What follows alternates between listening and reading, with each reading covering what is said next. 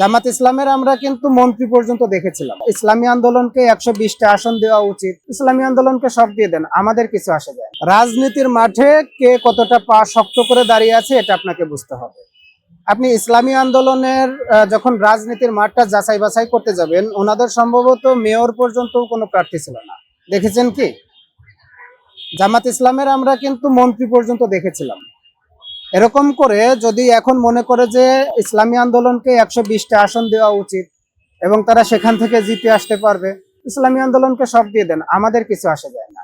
শুধু জামাত ইসলামকে বলবো, রাজনীতির মাঠে ইসলামী আন্দোলন কতটা পা শক্ত করে দাঁড়িয়ে আছে, কোন আসনে দাঁড়িয়ে আছে, সেই আসনগুলো ছেড়ে দেন। কারণ আমরা আমাদের ভোটগুলো কিন্তু নষ্ট করব না। আপনারা যতই জোট করেন, আপনারা যতই ভোট করেন, আমাদের ভোটেরও তো একটা মূল্য আছে নাকি? আমাদের ভোট নিয়েই তো আপনারা সংসদে যাবেন। এমন কিছু করেন না, এমন কাউকে ডাকে নিয়ে আমাদের সামনে দাঁড় করায় দিয়েন না যাকে আমাদের পছন্দই হয় না। আপনারা আগে দেখেন যে ইসলামী আন্দোলন আগের যে নির্বাচনগুলো করেছে তাতে তারা কত আসন পেয়েছিল, এখন তাদেরকে কোন কোন আসন ছাড়লে তারা সেখান থেকে জিতে আসার সম্ভাবনা আছে। এভাবে আপনারা জোটটাকে ধরে রাখেন।